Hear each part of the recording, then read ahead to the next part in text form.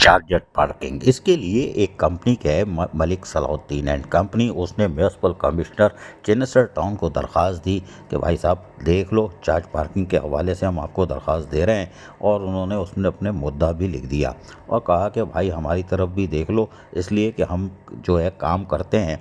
और उन्होंने बाकायदा इसके हवाले से बताया, पार्किंग के हवाले से होने वाले ऑक्शन में शामिल हुए थे और हमारी कंपनी ने शारफ फैसल की हाई बिड, जी हाँ ये बहुत सारे रुपए में 1 करोड़ 15 लाख शायद है, 1 करोड़ 15 लाख ओ जो कि 4 करोड़ की हाई 2 करोड़ रुपए लगाई थी। लेकिन पूरा चार्ज पार्किंग का ठेका हमारी कंपनी दूसरे नंबर यानी बट कंपनी जो दूसरी नंबर पर थी, पहले नंबर वाली कंपनी जो गुज़श्ता सालों से चार्जर पार्किंग का ठेका कम पैसों में चला रही थी, यानी कि उन्होंने अब यार आगे हम नहीं पढ़ेंगे इसलिए कि बड़ी कुछ लिखा हुआ है इसके अंदर।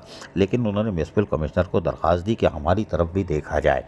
लेकिन म्यूनसिपल कमिश्नर ने क्या देखना था, हमें पता था वो नहीं देखेंगे और वो फाइलें आगे पीछे होती हैं यहाँ पर, और कोई बात नहीं। और चेनेसर टाउन में म्यूनसिपल कमिश्नर की तो हिम्मत ही नहीं है।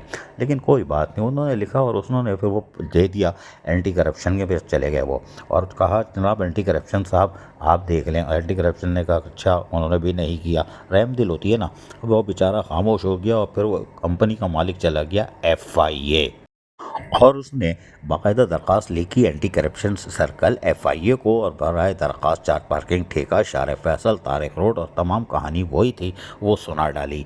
और यकीनी तौर पर इसने अक्लमंदी की, इसलिए कि आंटी तो रहम दिल होती है, उसने बोला आंटी भी कुछ नहीं कर रही, चेनेसर कमिश्नर कुछ नहीं कर सकता, बेबस है।